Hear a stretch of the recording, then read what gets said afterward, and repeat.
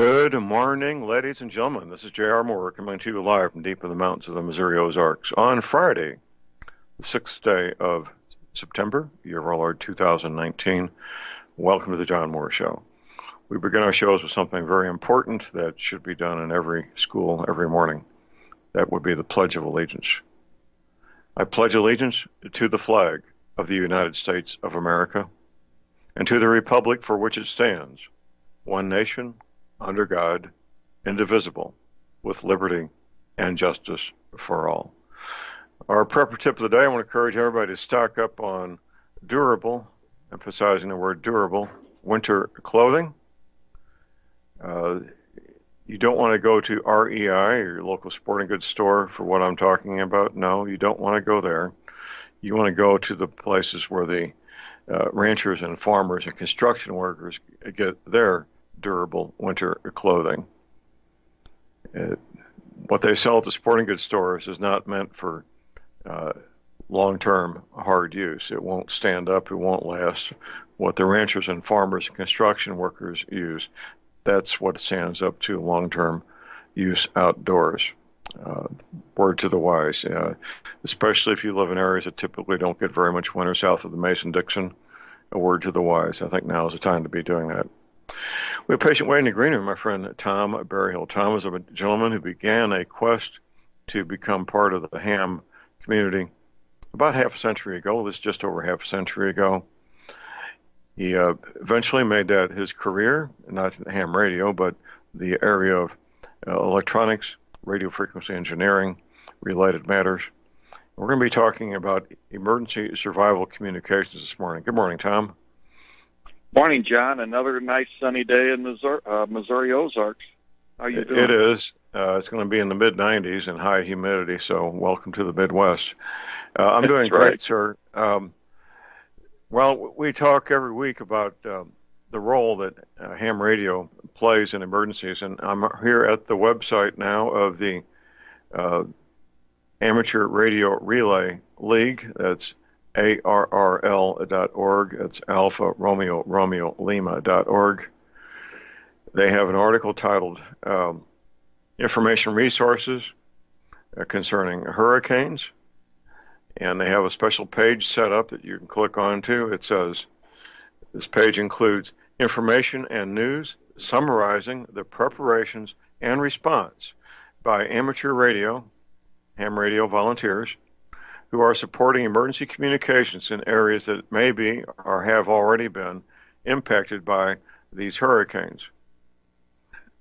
Ham radio operators provide a critical communications capability used for relaying life-saving information and to assist with reunification activities. That would be reunification of families, obviously. Additionally, radio amateurs throughout the affected regions often provide first-hand accounts of storm impact and ongoing recovery needs.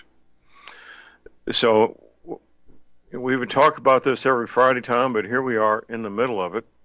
This Hurricane Dorian is still active, still causing issues with damage and flooding, and the ham radio operators are on the job, aren't they, sir?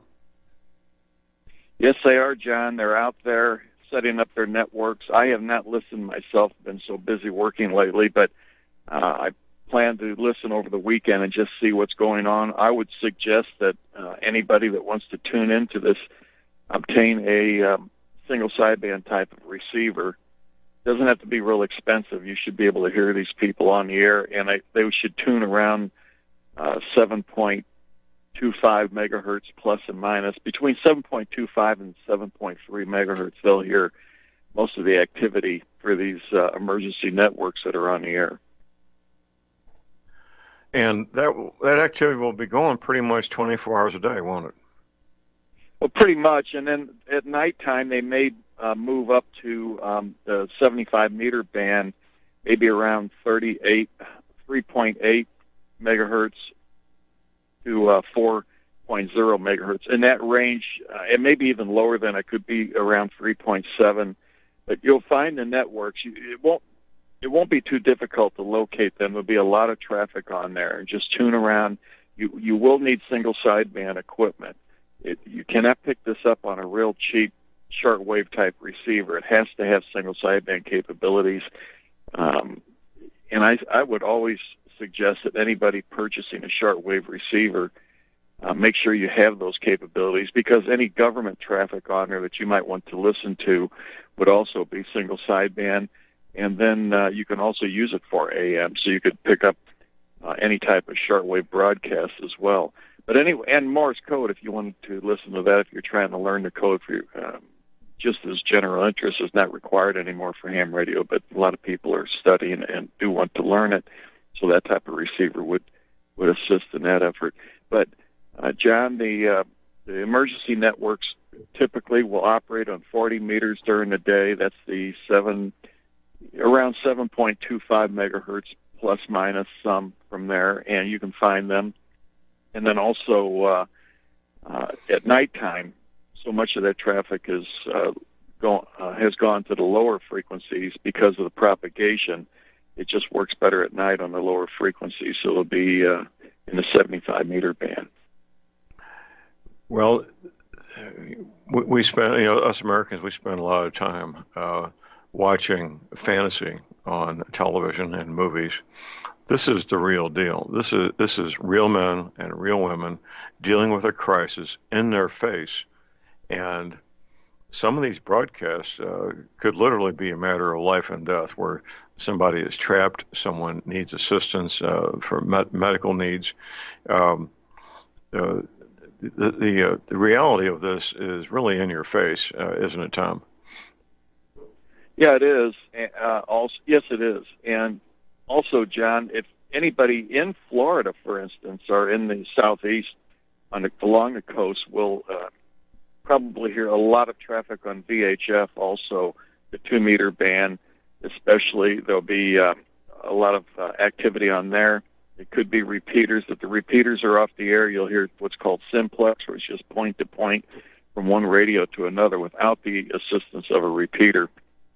And they'll be able to tune in on some of those, but you'd have to be in that local area. So if you have a scanner, you'd be able to tune around 146 megahertz up to, I'd say from about 145 up to 148, and you'd hear most of the activity in through there.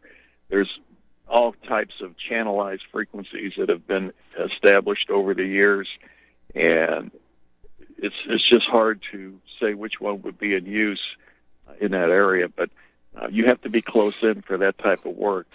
But if you're looking for the long haul, anybody that's in other parts of the country that wants to listen into what's going on, and also traffic from the Bahamas, they would want to use the HF frequencies, and that's where a lot of the long haul message handling will be taking place.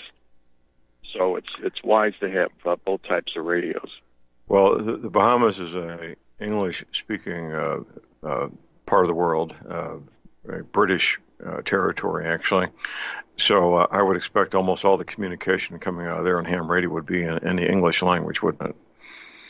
Oh, I would think so. And some of the news reports I've seen out of the Bahama Islands was all in English. Some of their officials were on television shows being interviewed, and everybody spoke English. So they, of course, have an accent, but very understandable. And all the ham operators there would be on the air speaking English. So you might be able to tune in on some of that. And if you do, anybody that has an interest in ham radio and wants to hear what it's all about, this is a good way to really see where these men and women put out some effort to really help the community, whether it be local or, in many cases, international. Some of this could be international, John, as people all over the world maybe have friends or family that were visiting the islands or live there permanently, and they want to check up on them to see how they're doing. There was some massive devastation there, and ham radio may be some of the only ways that the communications is getting out right now. Well, I participated in ham radio check-ins with some of the local clubs, and these happen typically weekly, and typically it's really exciting stuff, like some guy talking about his most recent prostate examination. But this is where the rubber meets the road. The routine stuff is week to week, month to month, but what that routine stuff does is keep everybody connected with making sure their equipment works on a weekly basis, making sure that they're knowing how to operate everything properly, and that their power supplies are squared away. And then when the crisis comes up, they're ready to go because they do their weekly practice runs. Right, Tom? Yeah, that's correct, John. And also, if you listen in on these networks, you'll understand how the format works. There's certain abbreviated terms that are used. You'll listen in and you'll understand after a short period of time exactly how these networks work. They may tell somebody to QSY up 10 or something, and that means to change your frequency up 10 kilohertz. So two stations may connect and then have to handle some traffic between the two. Rather than do that on the main frequency, they'll tell them to QSY, which means change your frequency, and they'll move them up or down several kilohertz to get away from the main channel that all the traffic, where everything, communication is being established, and then they move off to handle that traffic, and then they can come back onto the main frequency when they're finished with that traffic handling and check back into the network. So that's how it works, and you'll hear a lot of that type of talk going on. It's relatively organized. It's a lot of times it's pretty loose how some of the ham operators work with their roundtable discussions, like you said, discussing medical issues. A lot of us are getting older, and that's what they like to talk about. And you'll see networks where they get on and have roundtable discussions about technical issues and so on. So you hear a lot of that, and some of it's pretty interesting. But when you get into this emergency communications, it gets very serious, and it's almost a military type of, almost like a military discussion, the way everything's very abrupt and quick, and there's not long transmissions or anything like that. Everything's very, very short transmissions, and concise. It's done in a very efficient way. Yes, very concise. Very concise, and that's right. My regular listeners, they hear me use the military phonetic alphabet, and that's done for a reason. And it's not just the military that uses the phonetic alphabet. Commercial airlines use it, and other entities. Of course, in the private sector, the police and fire and paramedics, they have a different phonetic alphabet that's slightly different. But the phonetic alphabet is there for a reason. It's to give clarity in communication, right, Tom? That's exactly correct, and you'll hear a lot of that, especially with this type of transmissions going on. A lot of times the call signs, they need to get the call signs into log books and things, so they will very carefully use phonetics to get their call sign through and so on. The Bahamas isn't that far away. It's less than 100 miles from Florida, so the signal should be pretty strong, even if they're operating low power. I would say even a 20-watt transmitter in the Bahamas could easily be heard all through, even here into the Midwest with a pretty strong signal, especially at nighttime. Right, because the propagation at night is entirely different. And I should let our listeners know, if you've got a question or comment about emergency communications, give us a call at 800-313-9443. When this kind of crisis comes up, the time for preparation is over. The time for training is over. It's time to use what you have. Use the training you have. Use the equipment you've got. You might call it a come-as-you-are crisis, because all that time is for previous preparation and equipment acquisition. That's past. That's over. That's done with. You need to use what you have, don't you, Tom? That's right, John. There's been a big movement in the ham radio community on these go boxes, as they call them, a go kit. You pick it up and go, almost like your bug out bag for everything else. But you would have your radio equipment set up in a some sort of a suitcase or attaché case or some sort of tote that tote box or something. You have everything packed in there, and you pick it up and you go, and you set it up out in the field. Now, you would need batteries. If you have a generator, you'd have to drag that along. If you're staying in place and you want to operate equipment, it's important to have everything lined up in advance so you know how everything fits and plugs together and so on, and practice once in a while. Of course, that's what the annual field day is all about, where they operate radio stations set up in parks on emergency power, usually generators or batteries. Use solar panels along with batteries. That works quite well. And nobody's running very high power. You don't need a lot of power on HF frequencies to communicate over vast distances. It's not really required. As a matter of fact, John, a lot of military backpack-type units only operate at 20 watts or less, and they have, in some cases, international coverage that way. But usually for regional communications coverage, you only need 20 watts or so. And here's something else we should discuss is antennas for emergency use. On HF, you can use what's called an NVIS, that stands for Near Vertical Incidence.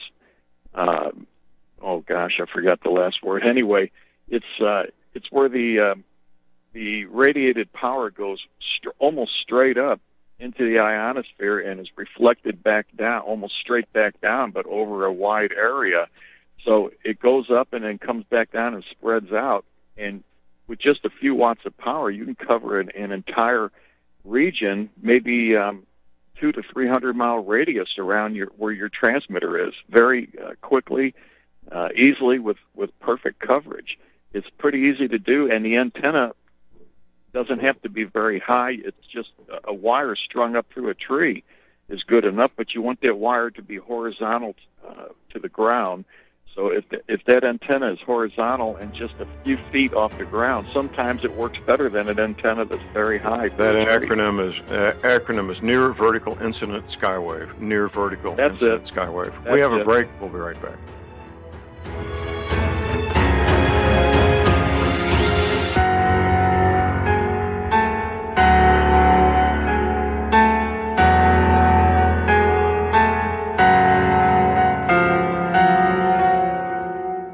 It's happening, ladies and gentlemen. We here at RBN are working with Front Sight Firearms Training Institute to bring our audience the best in combat, tactical, and defensive firearms training. Whether you're a private citizen who is new to firearms or you have a concealed weapon permit and want a level of training that surpasses what you've received from your local gun range, Front Sight provides priceless education and skills taught by seasoned law enforcement, military, and private citizen instructors to levels that far exceed law enforcement and military standard. With nearly 1 million responsible citizens trained from every town, city, and state from across the United States, Front Sight has bolstered the Patriot movement to a whole new level. Contact Dan Sutterfield by phone at 573-762-2356 or 573-465-2356 or shoot him an email at domedan, DOMEDAN, at hotmail.com. This is a limited time opportunity. Don't miss it.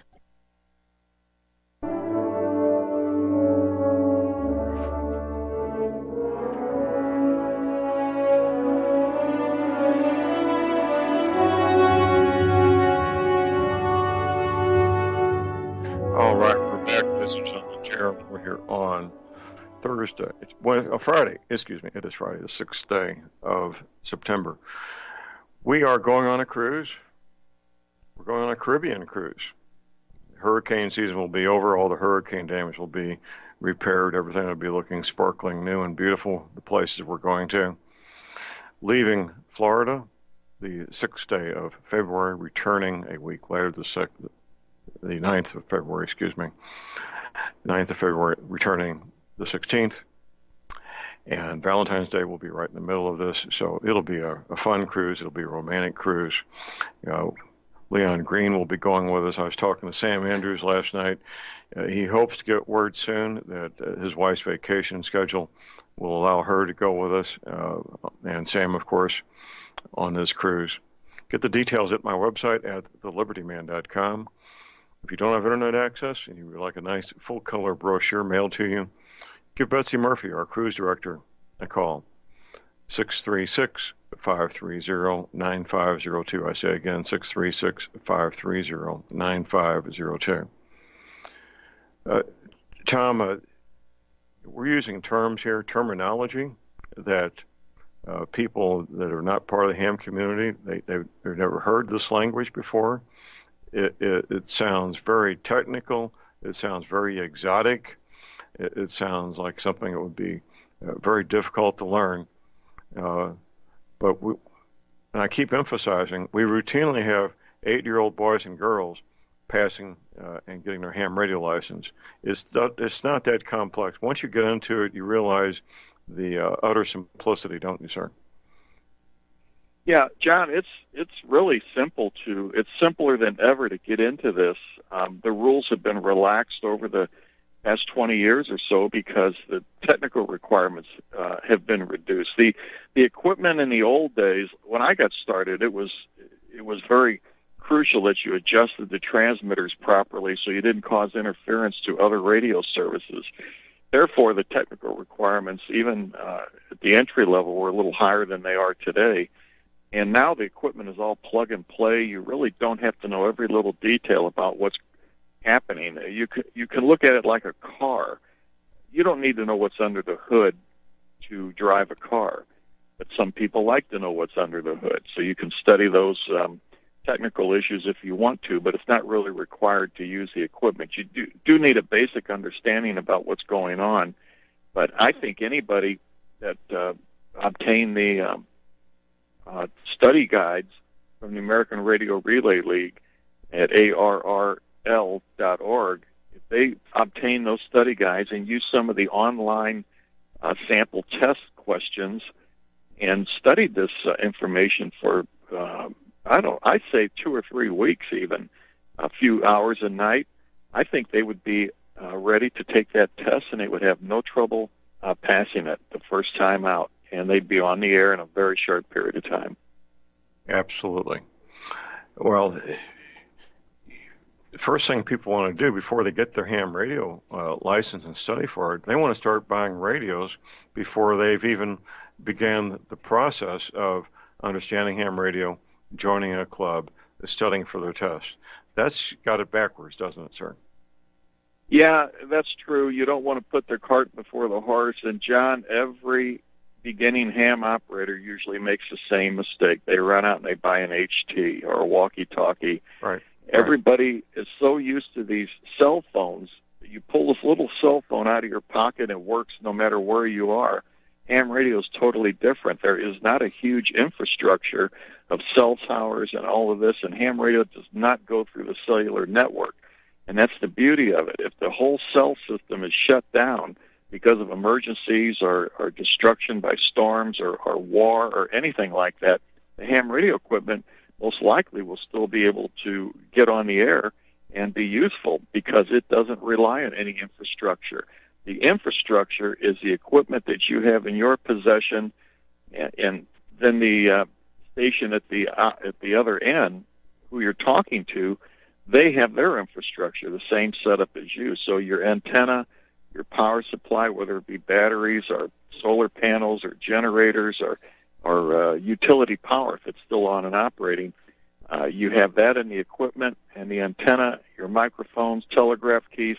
Many people are interested in the data transmission, so you can easily hook a laptop or other type of computer, tablet, anything into the ham radio and transmit messages almost like texting or email, but it's through the ham radio, and there's no infrastructure that you have to worry about because you own the infrastructure. It's right there sitting in front of you as you're operating this equipment. So therefore, it's very reliable, much more so than the cell system would ever be under emergency circumstances such as what's going on in the Bahamas right now. I doubt if their cell phones are working very well there. I doubt although there's they'll get it back telephone, on. They'll get it landline, or back cell on phone. soon, but Well, yeah, they will. not much. There's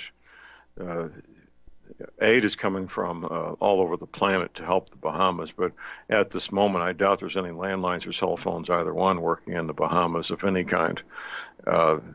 With the damages, these photographs I've seen are just hard to believe. We got a break. Call number is 800-313-9443.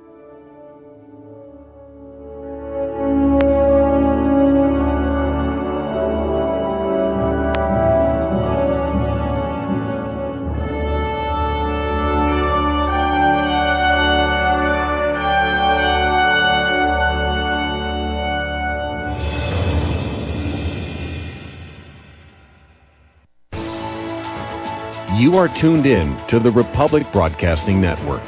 Visit our website by going to republicbroadcasting.org.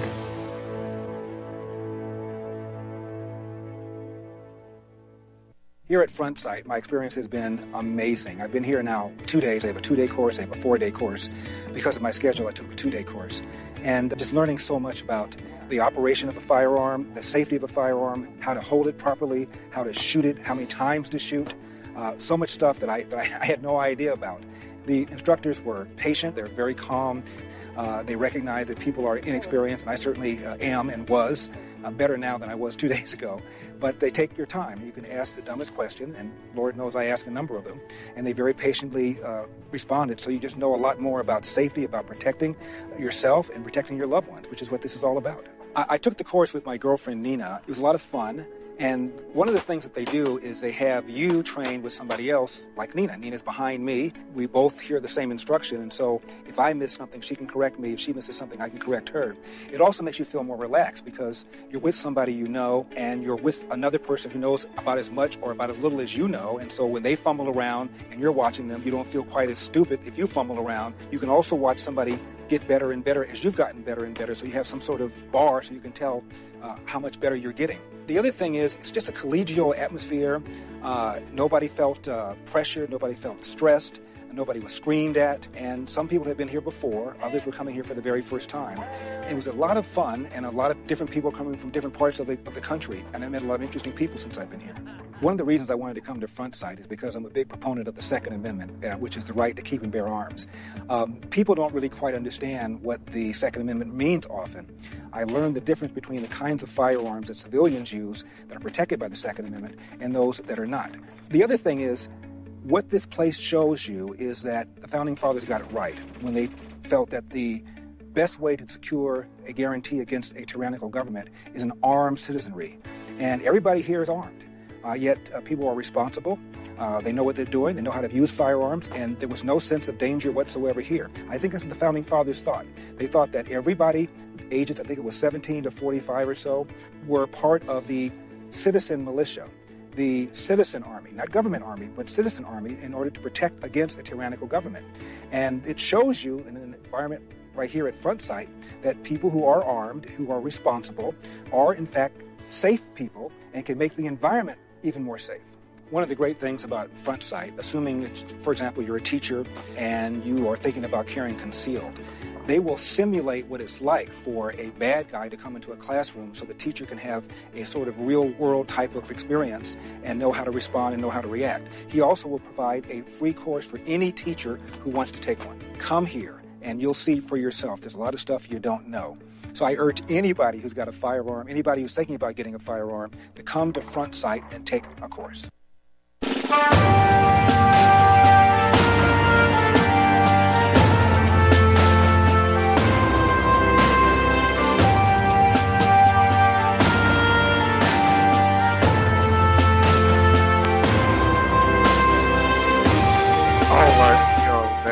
John, we're back. J.R. Moore here on Friday. It is Friday, the 6th day of September. My website is thelibertyman.com. That's thelibertyman.com. New things there. If you haven't been there in a few days, you'll see things you didn't see just 3 or 4 days ago. We now have a new Listen Live section there right at the top of my home page. There's some interesting parcels of real estate for sale. Of course, the Caribbean cruise I talked about 6 or 7 minutes ago. And, of course, the energy cleaner. The energy cleaner. I was talking to some friends last night at the John Moore Radio Show meetup we do once a month in Rolla, Missouri. And I was talking about how I was looking forward to rappelling down a tower more than 100 feet tall that Sam Andrews will be building at his place. And one of our guys there, he says, "Oh, that's when we separate the men from the boys." I hadn't thought about that, but now that I think about it, well, I guess there's some truth to that. But one of the main reasons I am so active for a man my age or a man any age is the energy cleaner. It accounts for a lot of my optimal health that I enjoy, and I'm not going to go with my energy cleaner for anything. It's simply not going to happen. I go to bed with minor aches and pains. I'm a pretty active guy, riding my 750-pound motorcycle, using the Kubota tractor to move really big rocks and really big logs. Those rocks and logs don't jump into the bucket. Somebody being me, has to push those 3-foot diameter boulders into the bucket, has to push those 500-pound logs into the bucket. Do I go to bed with minor aches and pains? Of course I do. I wake up pain-free every morning with the energy I want, the energy I need to do the productive things that I want to do. You can also get yourself an energy cleaner, get the mattress pad that goes with it, and get your life back if that's where you are. I don't know where, everybody's got their own situation. Energy cleaner is $285, shipping included, American zip codes. Keep in mind I offer a 90-day money-back guarantee. You can place your order at my website using PayPal. One of the reasons I like PayPal so much is you're not giving up your credit card information when you use PayPal. It is the most secure way to make any purchase online. You can send me a check. My address is at my website. You can call my toll-free order line 24 hours a day. Here it is, 800-592-9543. I say again, 800-592-9543. We're talking about emergency survival communications. Emergency survival communications. In normal times, it's a fun hobby. It can be a family hobby, can't it, Tom? It can, and it will. It is quite often, John. Many families have everybody in the family licensed as a ham operator, and they each have their own radio, and sometimes they establish their own network where they can check in with at home and while they're on the road and talk to each other. It's a great way to stay in touch, and again, you don't have to rely on any other infrastructure. You have the infrastructure in the car or the house. If it's an HT, it's in the palm of your hand, and you control that. You don't have to worry about another service, and you don't have to pay a monthly bill other than the electric bill to power the equipment. Other than that, it belongs to you, and you operate it as long or as little as you want. That's right. Now, I know my demographics. I know that many of our listeners have children or grandchildren that are being homeschooled.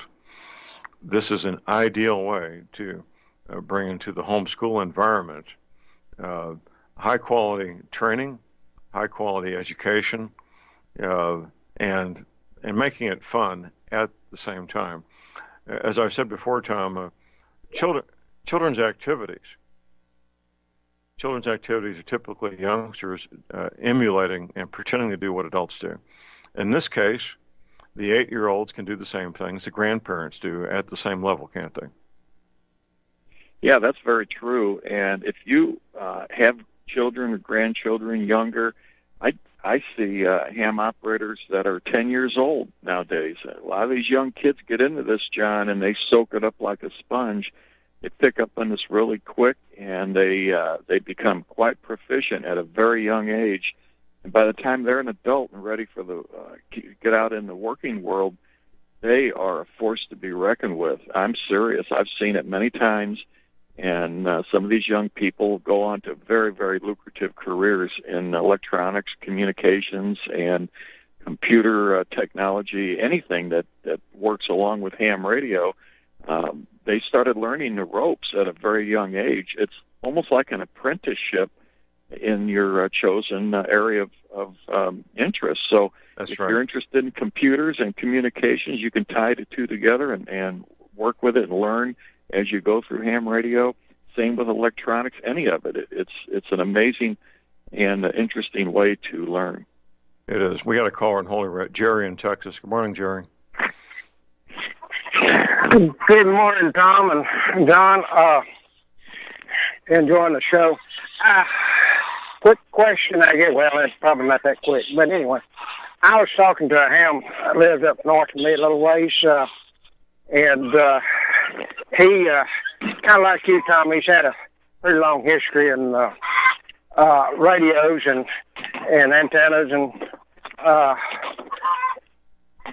different aspects of not just ham, but commercial radios. And I got a chicken hen out here, glad that she laid an egg. Let me walk away from her. But anyway, we were talking the other night, and he said that he, not as much as he used to, but he used to use 6-meter FM, particularly between he and his wife, where 2-meter was quite a stretch, simplex, that 6-meter would work great, except in high-density area cities and what have you, where there's a lot of electrical interference. Have you had any experience with that?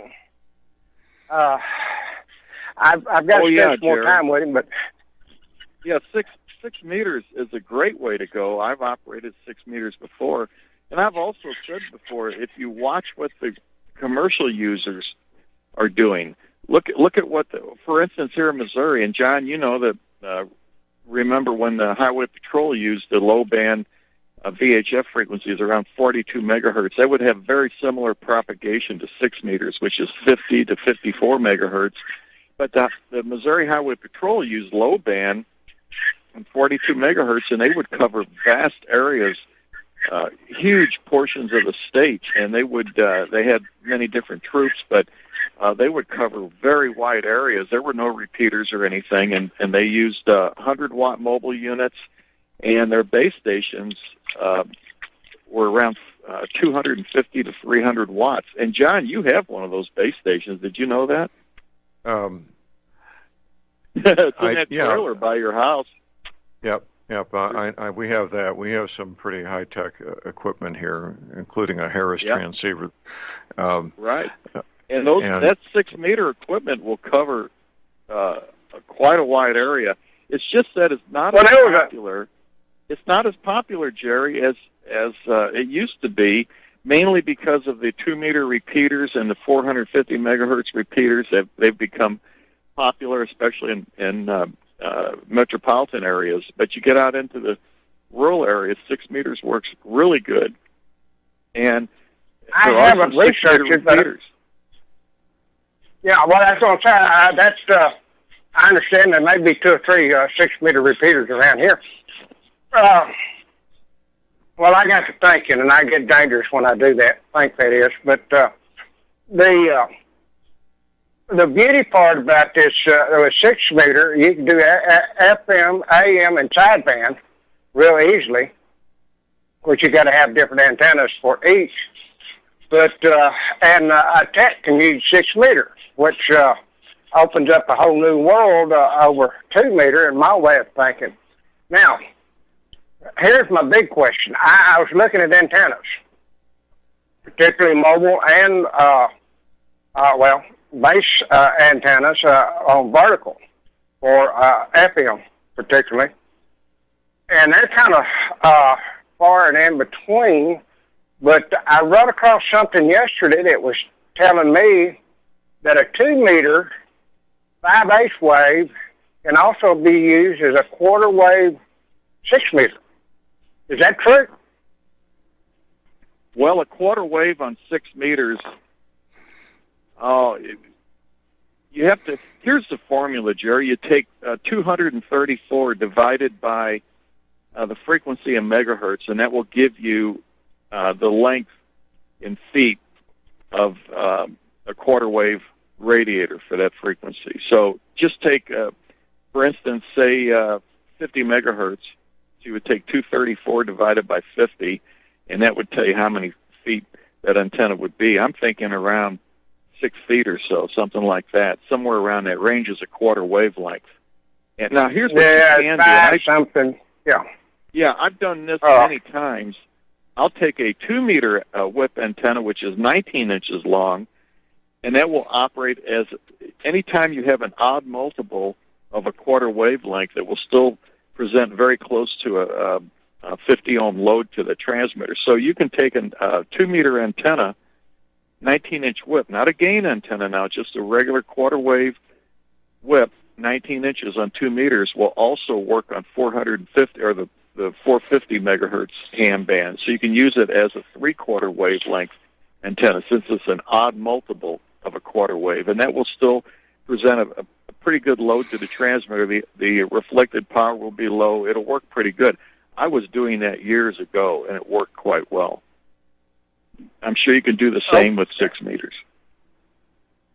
Okay. Well, I was looking at it, and John knows this. I've told him several times.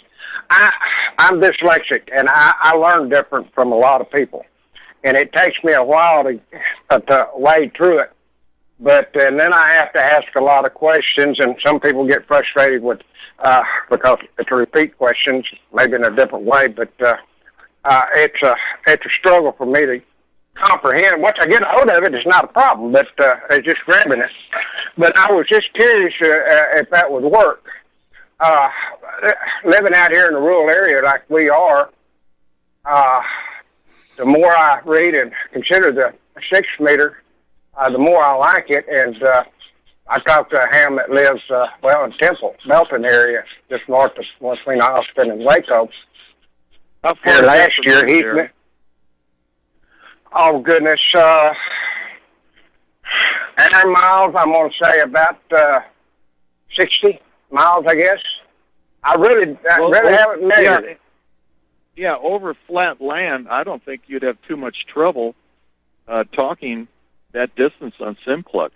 And you'll have better results if you use single sideband, because it's always a better signal to noise ratio. You'll hear the weak signals a lot better. When the signals get weak on FM, they start getting very noisy, and you don't really have that type of problem on single sideband. But with the equipment, didn't you say you have a FT 857 Yaesu? That type of radio will do AM, FM sideband, so you could experiment with the different modes. Yeah, you could experiment with each mode. Once you establish a link, a frequency, and you're communicating, then you could try the different modes and see which one works best and how they compare, and so on. And I know you mentioned vertical, horizontal, and all that. Usually a mobile unit is vertically polarized, and then a lot of the base stations are vertically polarized. Sometimes they're horizontally polarized, but they have beam antennas and so on. And there's things in between. There's in between type of things where you have some vertical and horizontal polarization. FM radio stations are usually circular polarization. They want to form almost like a ball around that antenna, so they radiate equally in all directions.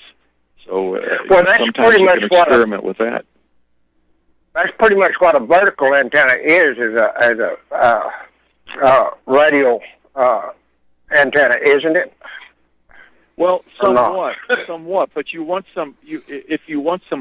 if you ever saw an FM radio station, look up at the. If you look up, you'll see that it's a lot of them use these dipoles where the ends, one end is tipped up and the other end is tipped down, so it forms like a loop.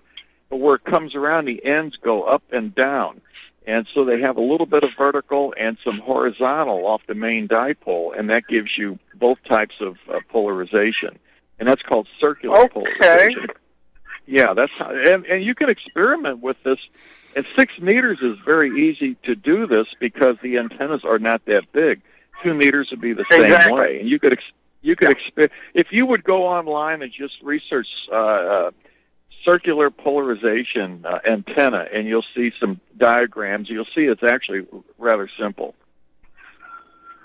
Okay, yeah, I appreciate that. Yeah, I was looking at the dipole, horizontal, and a beam. I'm intrigued with this quad antenna. It reminds me of a box kite. Are you familiar with that? Yes, sir.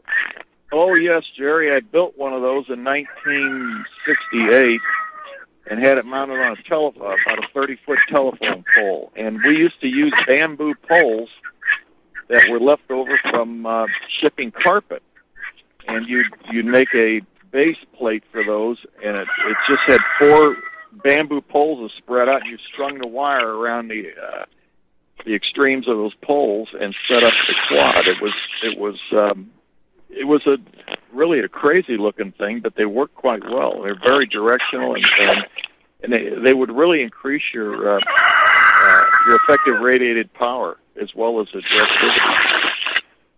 I haven't been count. I started studying on my extra and got sidetracked, which is easy for me. But I have down south of me got a 2-meter quad. He ordered it. He said, I didn't pay all that much for it, but he said after I got it and saw how it was built, he said I aggravated myself because I spent money that I didn't have to. But I've got to go down there and look at it. It's a 2-meter. And, they're to me, they may be one of the best directional beam antennas for 6-meter wouldn't be hard to build. Did I hear music in the background? Hold that thought. We got a break.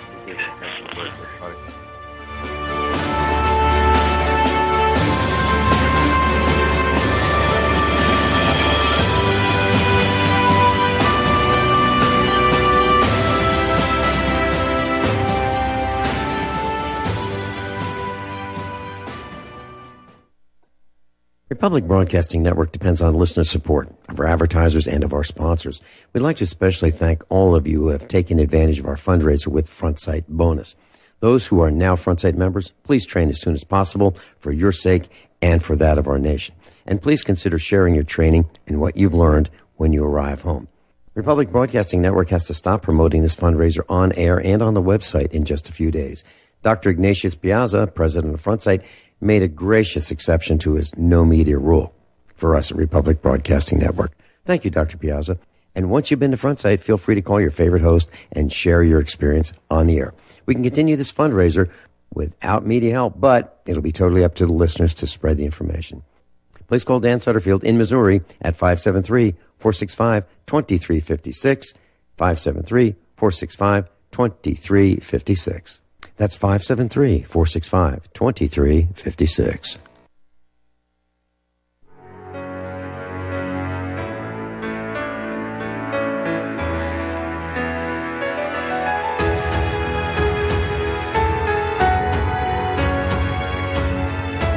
All right, we are back, ladies and gentlemen. J.R. Moore here on Friday, the 6th of September. Jerry, we're just about out of time here. Did you have any final comments?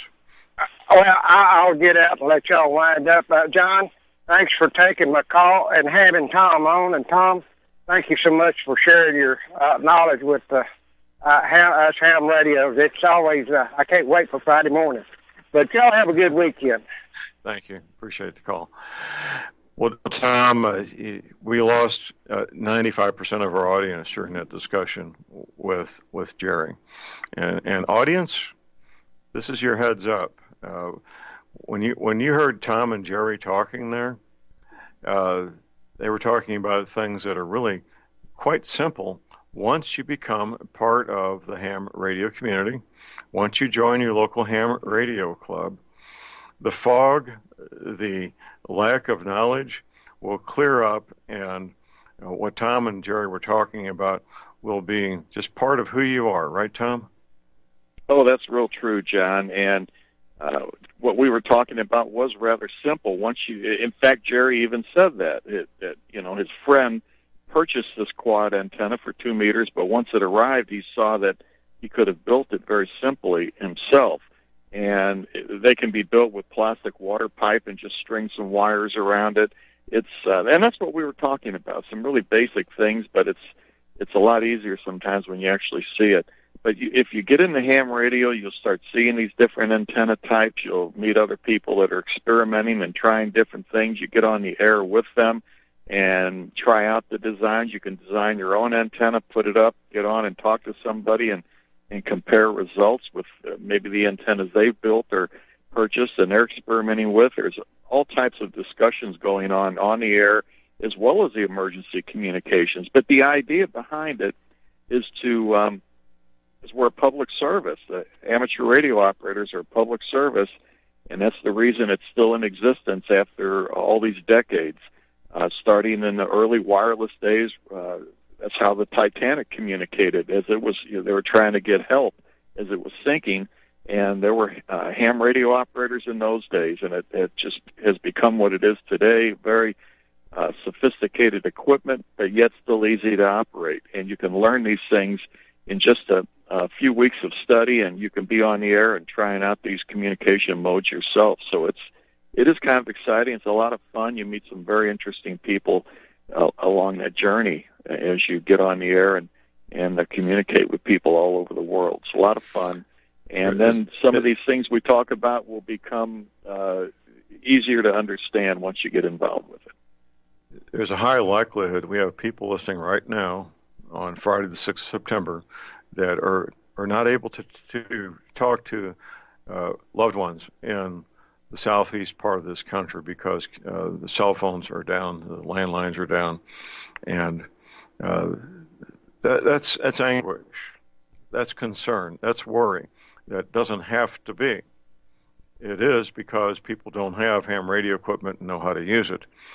So if you're sitting there in Texas or California or Washington State or Wyoming wondering how your sister or brother or your grandchildren are in the hurricane-affected areas, this is your heads up. Tom, thank you, sir. We'll have you back next week. Thank you, John. The top of the hour break is after Dr. Lynn Wilbert. Stay tuned. All right, we're back, ladies and gentlemen. J.R. Moore here on Friday, the 6th day of September. Prepper tip of the day, I encourage people to stock up on durable, I emphasize durable winter clothing. You want to get your coats and trousers and hats and gloves and boots at the same place the construction workers, ranchers, and farmers get theirs. What's sold in sporting goods stores will not hold up under heavy use. It simply won't. We have patient in the green room, my friend Dr. Lynn Wilbert. Dr. Wilbert is my personal physician, and we're going to be talking about health-related matters. Good morning, Doctor. Greetings, J.R. Moore. Glad to be on the call. We're still in the middle of summer here. It's supposed to be mid-90s and high humidity today, and I need to ask you before we go any farther, what's the status of your website, sir? Still in work. We ran into a little challenge there. Plus my webmaster was on vacation, so it's still in work. I'm looking for it maybe by next Friday for sure. Yes. Okay. In the meantime, what's that telephone number people can contact you at? This is my personal cell. You can call me at 314-495-6480. And if I don't answer, leave me a message, and I'll get back with you. Okay. Well, Dr. Wilbert, I continue my quest to gain knowledge about health and wellness, as I know you do also. And the more I look into it, the more I come to understand, at least personally, that being healthy is really something very simple once you understand some basic principles, isn't it, sir? Yes, it is. It requires a measure of fortitude, though, John, because it's easy to fall into the propaganda and the marketing ploy that we see all over the television, that it's okay to eat fast food, it's okay to do that. But that food, regardless of what they say it is not good for you. It's processed to a degree you don't know what it is. And so that makes getting good food into you quite complicated, because you would think challenging. Yes. So, but I like to use the analogy of an automobile. You would not put water in your gas tank. However, if you didn't have water in the radiator, your motor wouldn't work properly. Water is essential for the operation of an automobile. Well, it's the same thing with your body. When you put things into your body goes right to processing it. Actually, I was looking at something the other day by way of the Krebs cycle. breaking all food down into energy so that you can have some energy to replace, rejuvenate, rebuild the cells that, needs work. That's the reason why you sleep, is to heal. And so if you don't have the raw materials, the minerals to heal, and incidentally, you need minerals more than you need vitamins. Minerals are more important to the body than vitamins are. In fact, if you didn't have minerals, you couldn't metabolize vitamins. You just wouldn't have the energy to do that. And so it's really best to see, and everybody's getting on board too, the supermarkets, and especially if you can buy locally grown produce at the farmer's market or something like that. That's the best, because that it has been sitting around for a few months. Probably was picked a day or two before, and you're getting fresh produce. And most of the farmers do not use pesticides because that's just not good food. I was, what was that? Well, that brings to mind. I got a story to share. I got a story to share with you, Doctor, concerning the culture in Vietnam. We had of course, it was a war going on. We had a curfew that they literally closed the gates to the city during curfew from whatever time in the evening it was, which varied until early in the morning, about 6 a.m., something like that. So at 6 a.m., the farmers would be lined up at the gate. This is a city of 1 million people, by the way, Can Tho, Republic of Vietnam, down in the Mekong Delta. The vendors that sold the fresh fruit, the fresh vegetables, the fresh fish would be lined up with their bicycles or on foot or their little carts of whatever kind they had, motorized carts, that when the gates opened, they would move into the city to the market, open-air market, where they would display the freshly caught fish, the fresh vegetables, the fresh fruits, for people from the city of 1 million people to come and make their choices, make their purchases, take them home so they could prepare them and eat them.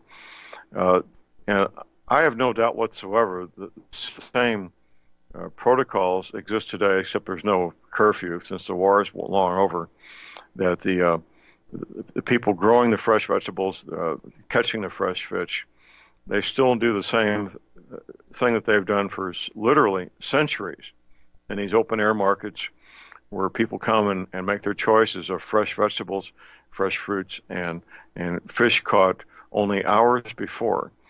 And that's the way it's done in probably most of the world. Most of the 7 billion people live in areas where they have a very similar culture, don't they, sir?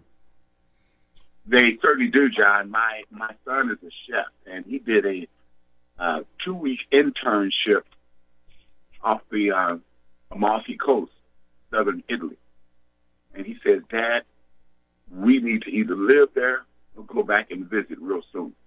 Because all of the families provided food for the surrounding people in that town, and each family had a particular specialty. And the food, he says, was just absolutely wonderful. The very best salmon that I've had, we were in San Francisco at the wharf. There's a Radisson right there. And I walked into the lobby, and there had been some doctors there earlier. They went deep-sea fishing. And he had this giant fish wrapped in newspaper. The chef came out and got it and said, how do you want this prepared? Well, you're the chef, you do it. Well, later that evening, we had assigned seating, and I had a seat at the table of the doctor that caught the fish. And halfway through the meal, and the meal was delicious, halfway through the meal, this aroma permeates the dining area. And he walks out with this platter of king salmon. And he puts it in front of the doctor, and everybody just stops eating, except the doctor that has the fish. He realizes that we're staring at him. He says, guys, I can't eat all this. I'll share it. And he passed it around. That would have been 5 hours out of the ocean. 5 hours, and I haven't tasted anything like that. So yes, the people that supply food from the coastal areas, they tend to supply it fresh, and fresh is the best. Fresh is the best. The best orange I had was when I was in Arizona. I picked the orange off the tree and put it in my mouth in a matter of minutes. And I really didn't have to chew it. It was so delicious. Oh, my goodness. And so fresh is best. Fresh is best. You know that it's good. You have an idea of where the source comes from. And so that's what the body really wants. And contrary to popular opinion and belief, the only reason why we eat food is to get fuel. Now, the benefit is that it tastes good and it's organic and, that kind of thing. But fresh is best. If it's in a package, in a box, in a can, you may as well eat the container that the food is in. Because inside that particular package, there's no real nutritional value. Not to mention microwave. If it just came to mind, I will mention that microwave food is not recognized by the body as anything. It's recognized as something you just put in, but I couldn't use it. See, in chemistry, molecules travel in pairs. There's a cis, CIS, and then there's a trans. Well, what the microwave does, it takes the trans molecule and magnifies it. And we know trans fatty acids are banned in Europe. Maybe this country will do it soon. I don't know. He may have changed his mind. But if it says trans fats, that's bad for the body has no idea what that molecule is like. So you're just eating empty food. And the body endeavors to get rid of it as fast as it can. And so microwaves are out. I learned that way long time ago in biochemistry. And my children, man, we don't have a microwave. We can't cook popcorn. Well, we used to cook popcorn in a pan. Oh, no. On the stove. Yeah, so you have to be careful and see, most people don't know that. They'll pop something in the microwave, and you have to get a hint of it because the food is hot, but the air around the food isn't. So it's molecular interaction that the body doesn't even recognize as something that should be consumed. It's unfit for human consumption. Now, the microwave... Well, let me I got something to add to that, Doctor. It's a simple junior high school experiment. You take 10 tomato plants, and 5 of them you give water to them that is just plain old tap water. The other 5 you give water that's been run through the microwave. The 5 tomato plants that get plain water from the tap, they will thrive and grow and bear tomatoes. The 5 tomato plants that you microwave the water first, they will wilt and die. Wow. Now that's, believe that. And that's it. The scientific method is observable, testable, repeatable. Observable, testable, repeatable. And you can do this experiment 500 times and get the same results 500 times. This is well known within certain circles, isn't it, Doctor? It absolutely is, John. I had a thought the other day because I drink pure water. And I thought, well, I drink pure water. My plants should get pure water. And so should my puppy. Absolutely. Yeah. I mean, it had completely escaped my conscious observation until I made that determination. I said, well, water from the tap, we trade one poison for another. Right. So well, fluoride, it's not good for you. No, so, no, it's one of the best to Sodium, it's pure actually, water. sodium fluoride is one of the most toxic substances known to mankind. There was a time 40, 50 years ago, doctor, when you could buy small cans of pure sodium fluoride in your local hardware store, and it was clearly labeled rat poison. You can't do that anymore because it's too dangerous. They had to stop selling it for that purpose. It's just simply too dangerous. Wow. Well, I mean, our government has taken the stand of sick care. And so the focus, especially with the FDA, the focus is not the concern of people. It's not the focus. The focus is to make money for the pharmacy, to make money for the pharmaceutical companies, to pass medicines that clearly have harmful effects. I don't remember the name of it was a statin drug that's used to treat cholesterol. They took it off the market. Lipitor is still on the market, even though it has been documented to cause death in human beings.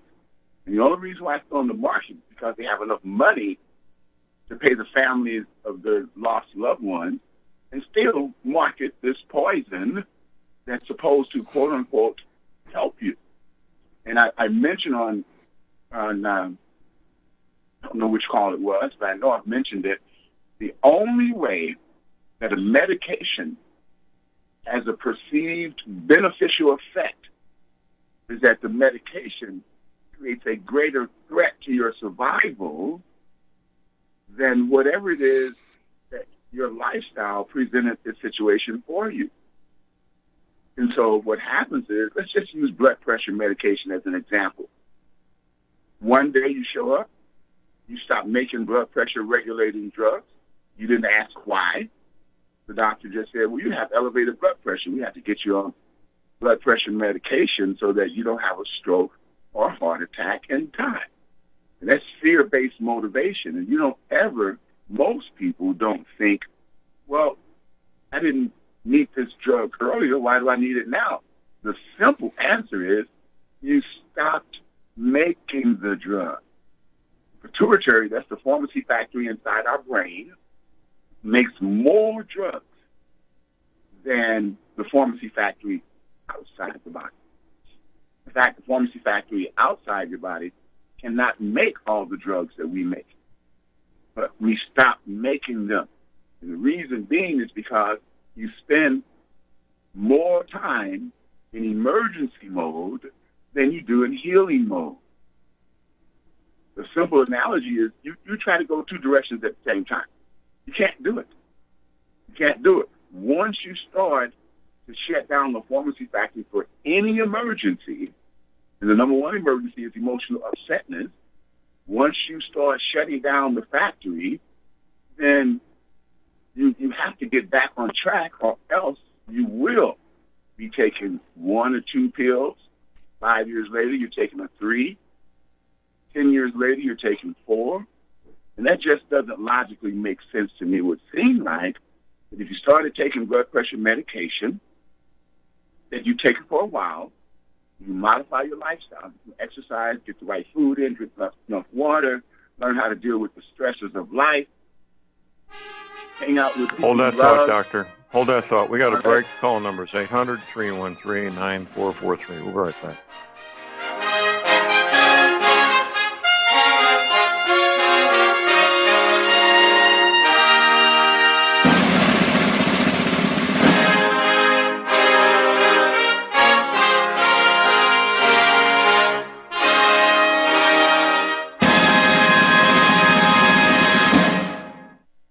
Tired of being lied to by mass media? It's growing more and more apparent today that news is received less and less through standard media outlets. Even with a growing audience every day, RBN is beginning to direct more efforts into social media. Social media and the use of the internet is fast becoming the primary source of people for news, regardless of demographic. RBN has set out to provide some of the best news on the internet through republicbroadcasting.org, and also has begun to use the tools to our advantage by way of social media. Republic Broadcasting is now operating a Facebook page to function as yet another avenue to have our collective voice reach new audiences across not only America, but across the globe as well. The Facebook page features not only news, but also an RBN player to listen to our broadcasts.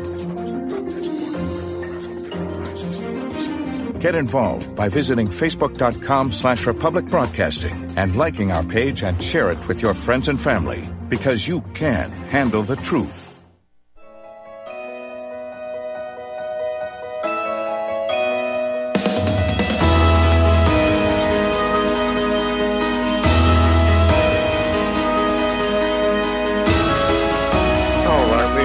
Ladies and gentlemen, Jared Moore here on Friday, the 6th day of September. We're going on a cruise. It's going to be a lot of fun.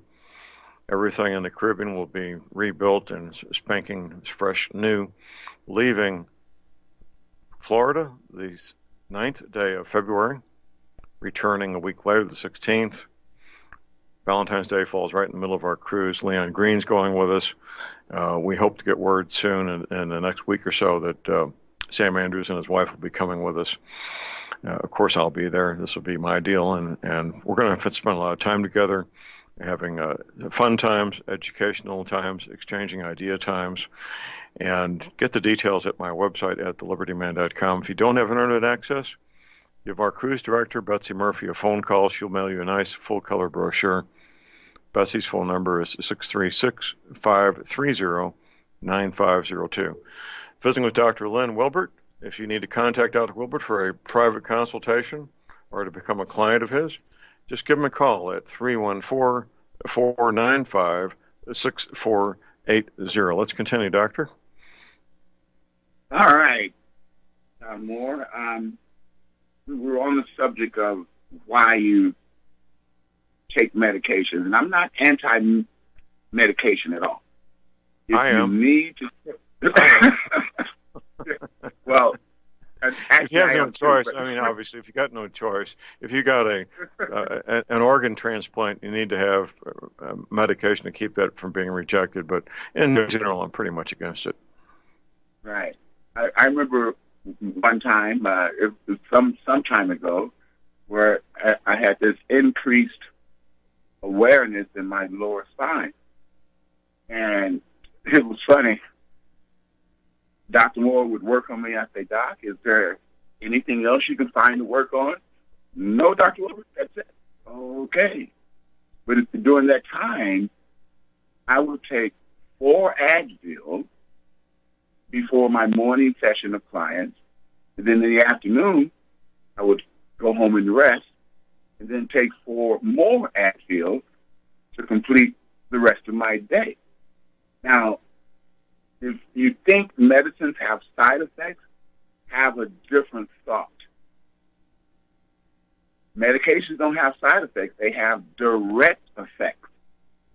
There's a direct effect. You put a cup of water in your gas tank and see if your car will start. If it does, it's going to cut out. Water and gas doesn't mix in a car.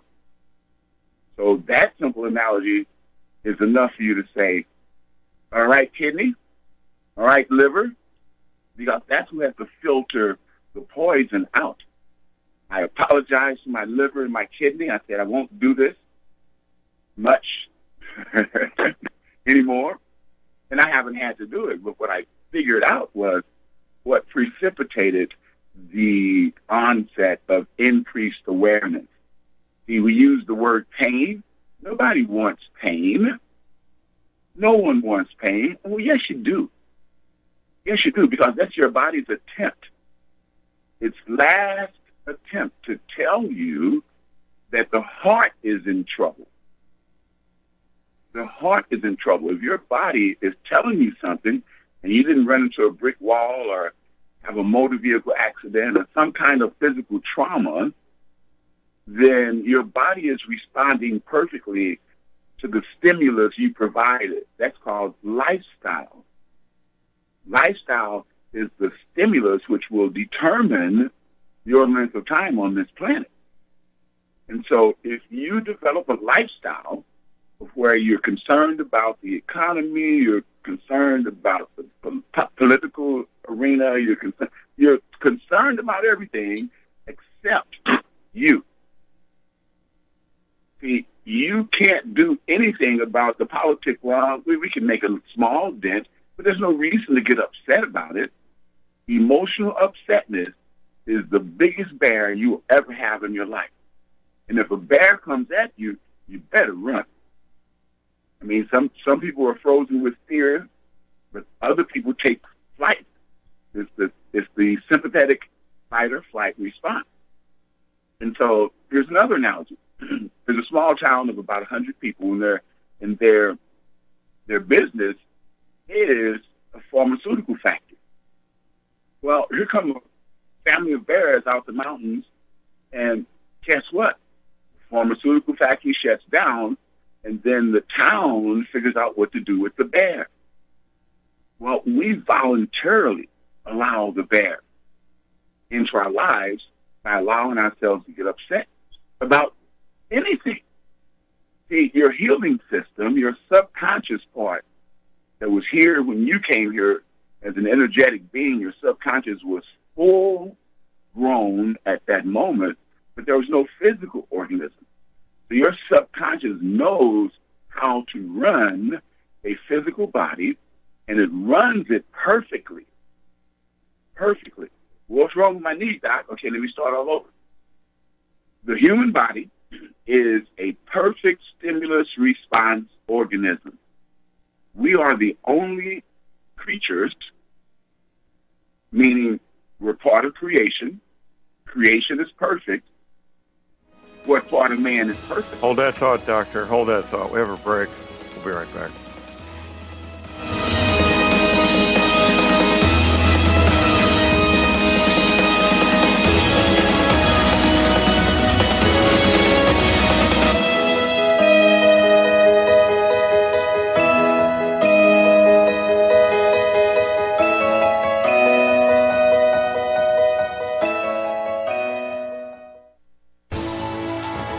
You are tuned in to the Republic Broadcasting Network.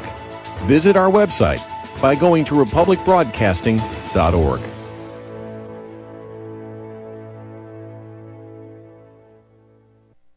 Ladies and gentlemen, J.R. Moore here. We have a special promotion going on at Republic Broadcasting. This is a fundraiser for Republic Broadcasting involving the Energy Cleaner.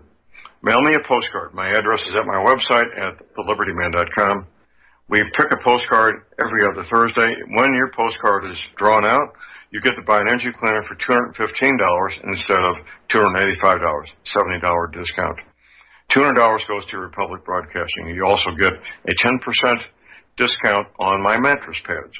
So get those postcards in, put your name, your telephone number, your email address on there, and when your postcard is drawn, you get to get an energy cleaner for $215 instead of $285. Mattress pads, 10% off. Help us out at Republic Broadcasting and help yourself to get an energy cleaner at a deep discount. It's a win-win situation for everybody. We hope you can get these postcards in soon. Thank you very much. It's happening, ladies and gentlemen. We here at RBN are working with Front Sight Firearms Training Institute to bring our audience the best in combat, tactical, and defensive firearms training. Whether you're a private citizen who is new to firearms or you have a concealed weapon permit and want a level of training that surpasses what you've received from your local gun range, Front Sight provides priceless education and skills taught by seasoned law enforcement, military, and private citizen instructors to levels that far exceed law enforcement and military standard. With nearly 1 million responsible citizens trained from every town, city, and state from across the United States, Front Sight has bolstered the Patriot movement to a whole new level. Contact Dan Sutterfield by phone at 573-762-2356 or 573-465-2356 or shoot him an email at domedan, DOMEDAN, at hotmail.com. This is a limited time opportunity. Don't miss it.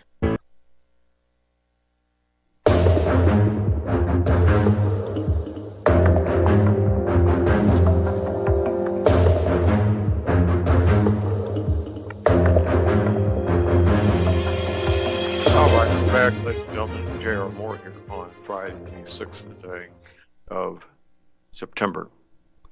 If you want to keep up to date, day by day, on what's going on in the world, there's a section at my website. It's got bright red letters. It says Open Source Intelligence. A friend of mine, I met this gentleman while I was working a homicide, and he's a former counterintelligence agent, now retired.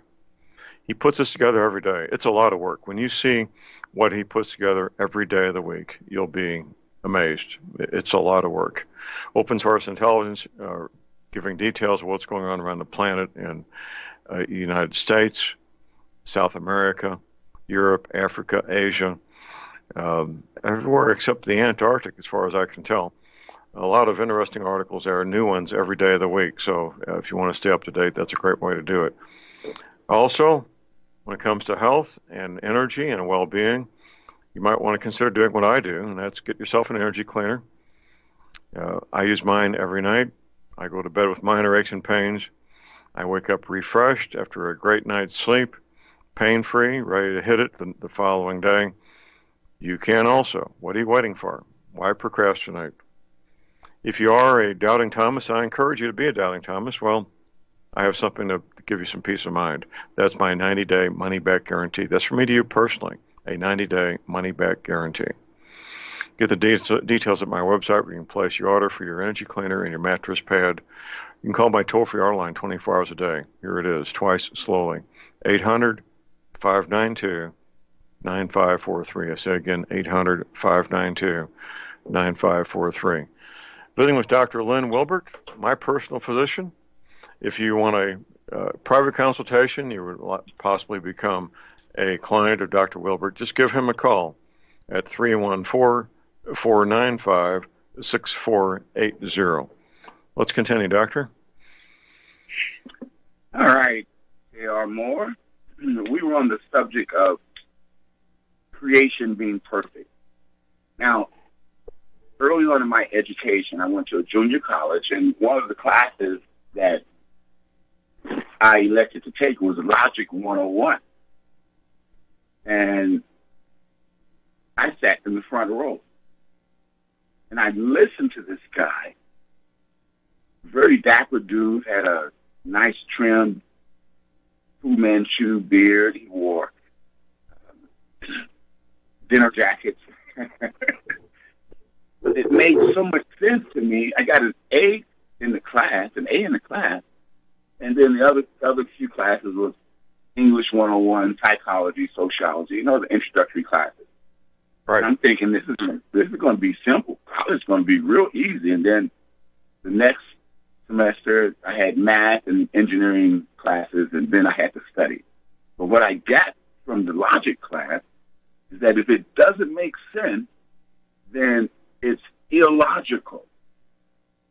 If it doesn't make sense, it's illogical. So, back to creation. I happen to believe that creation came about by way of a creator.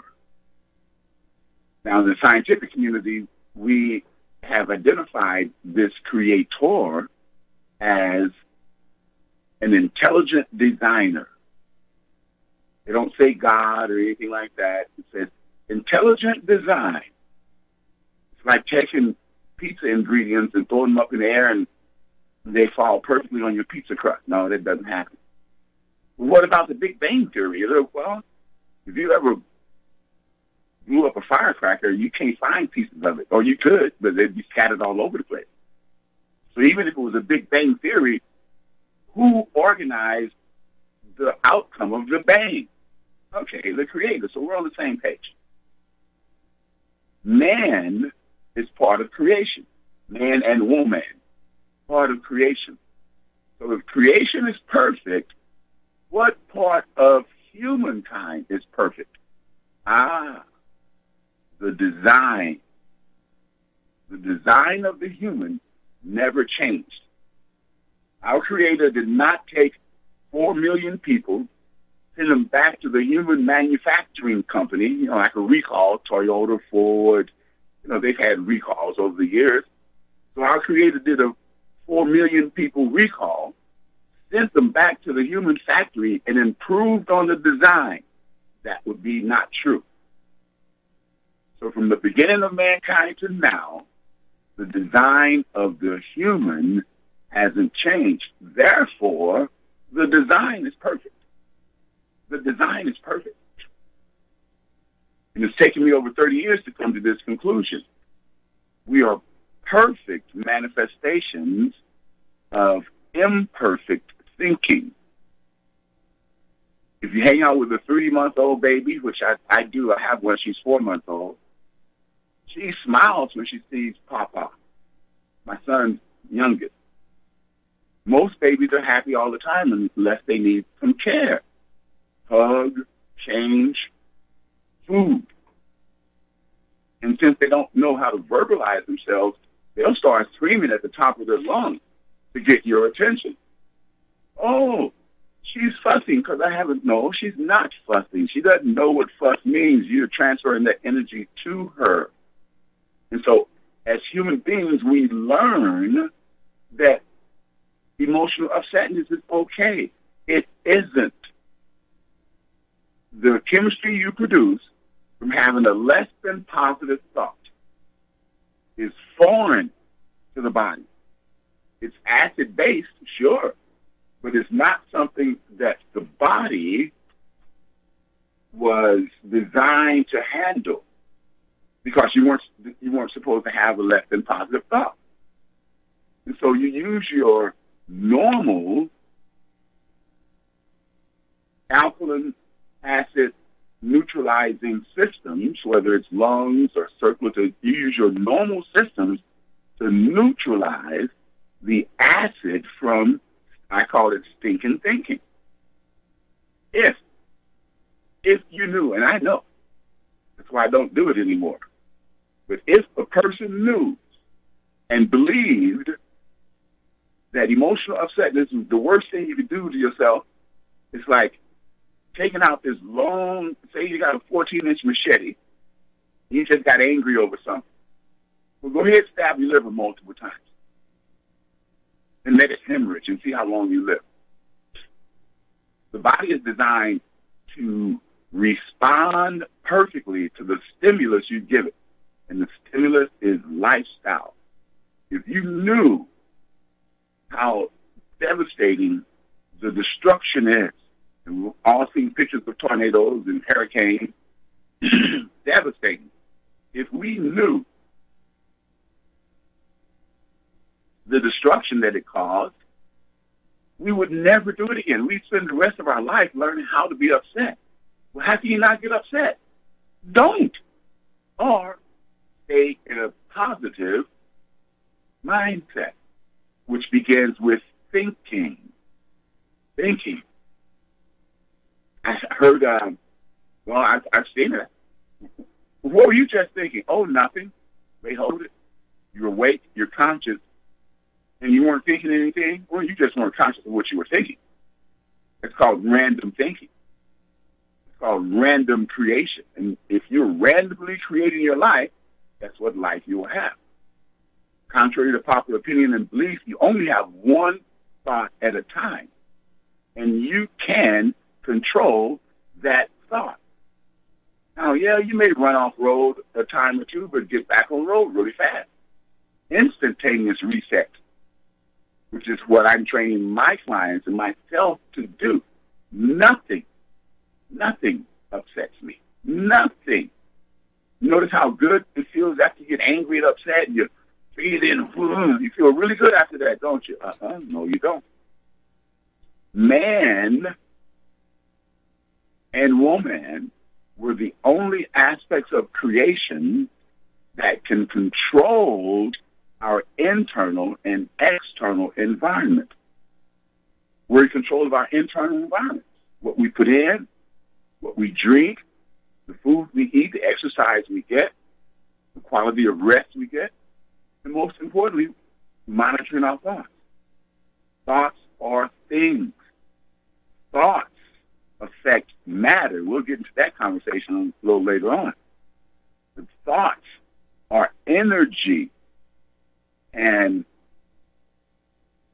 any animal, any aspect of creation, none no aspect of creation can alter the environment they were designed or designated to live.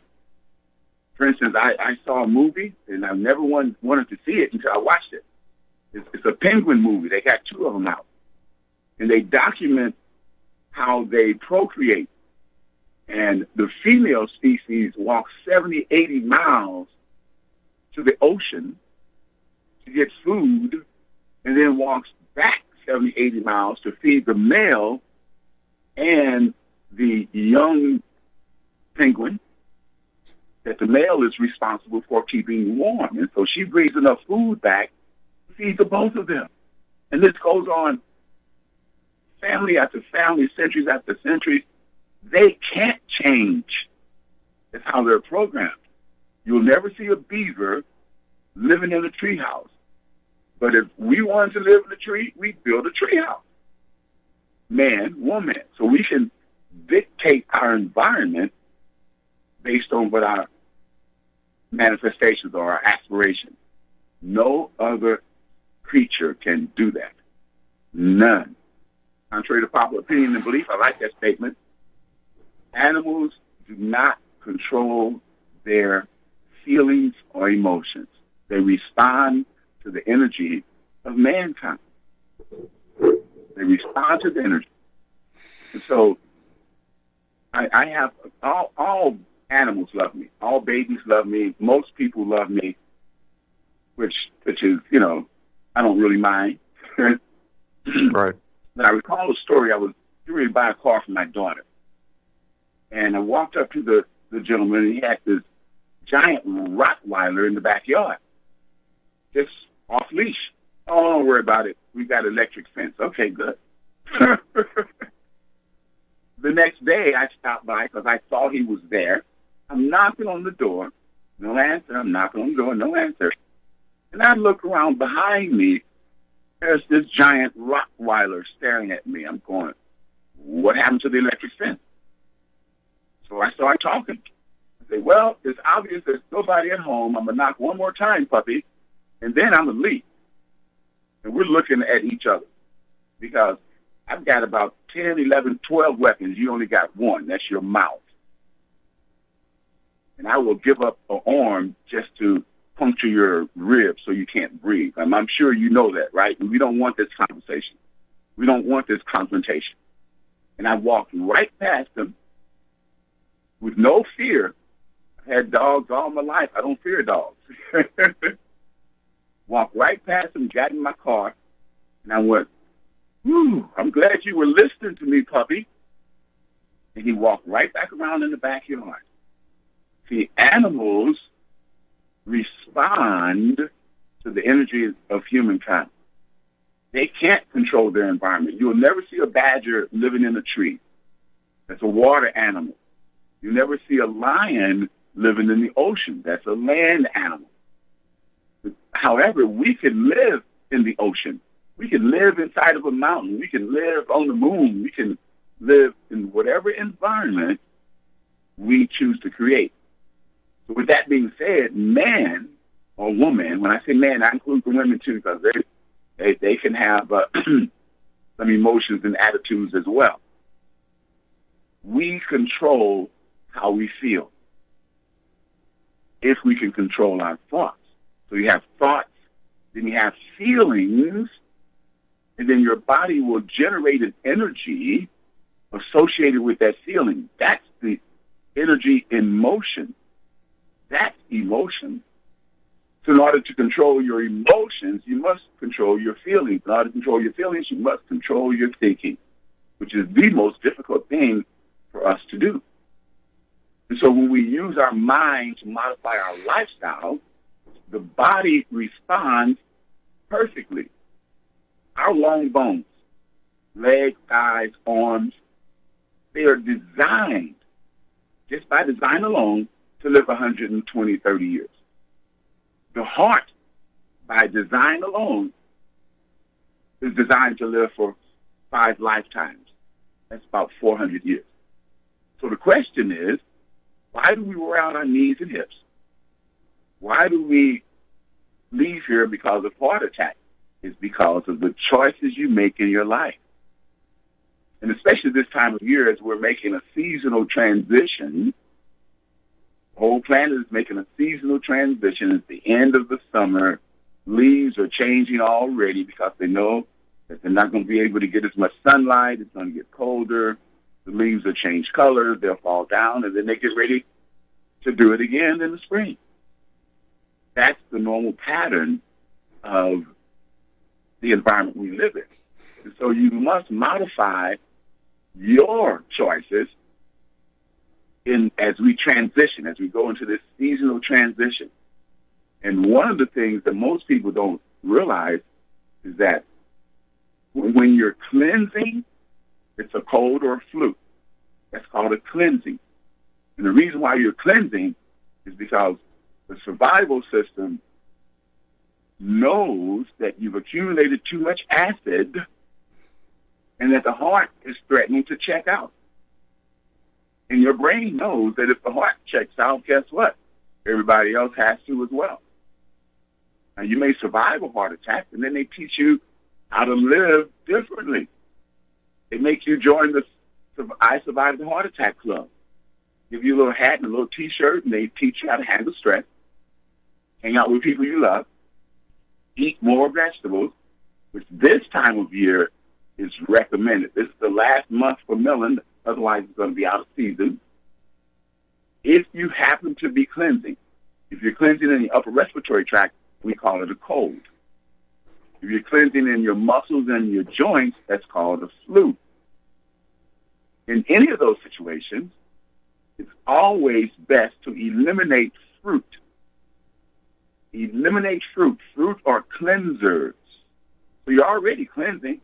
You have mucus production, or you can hardly get out of bed because of malaise and fatigue, because your body's shutting down to cleanse. And the reason why it's cleansing is because the heart is going, I don't know what you're going to do, but you better do something back. Hold that thought, Doc. Hold that All right. thought. We've got our last break. We'll be right back.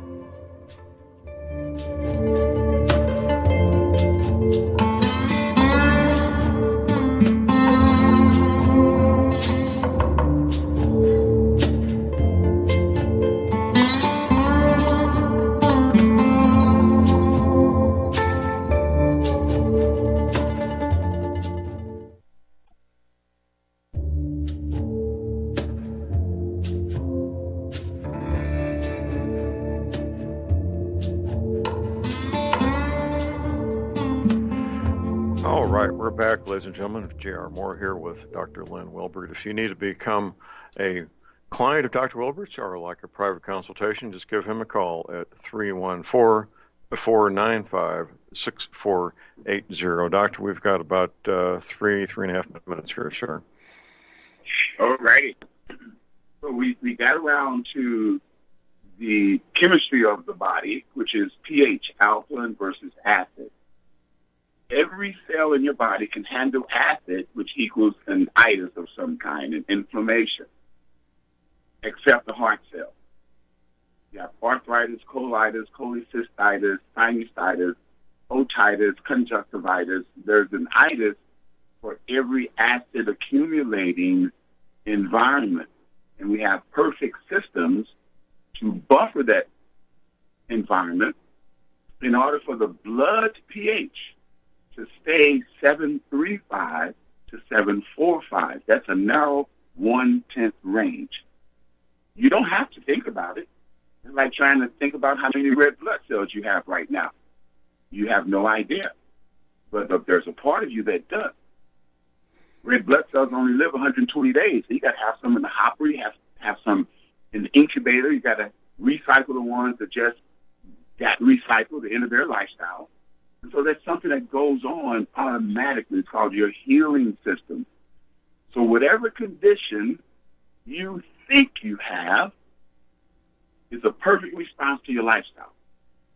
And in this case, it includes trauma. The body has to heal from trauma. Trauma is time-sensitive healing. However, without trauma, you get to create your environment. And if the pH of the blood goes above 745 or below 735, you have minutes left to live. I've seen it happen on a number of occasions. And so it's true.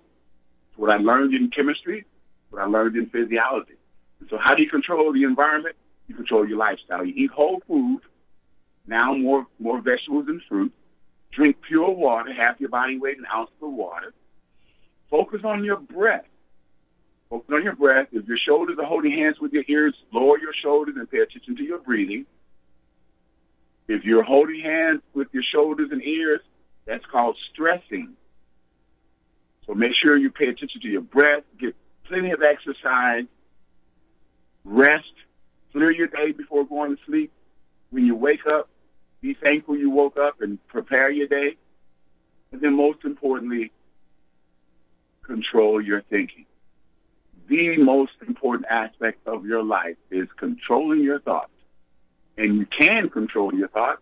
You just have to realize and believe why it is so important. We're marvelously made organisms. That's why it takes us 6, 7, 8 decades to physically take the body out. But nobody wants to go early. We all love living. And so we modify our lifestyle. And again, remember, we are perfect manifestations of imperfect thinking. So the first start is to check your thoughts. Check your, what am I thinking right now? Am I feeling good about the fact that I'm in nature? I'm above ground. Above ground is bare minimum. Great. Doctor, thank you, sir. Thank you. Have a good weekend. Have you back next Friday. Appreciate it. That's it for the day. That's it for the week. Get your medical supplies, your energy, clean your essential oils now while you can. Your firearms ammunition. Never, ever give up your guns. Please do have a fun, safe, productive day and weekend. And God bless America.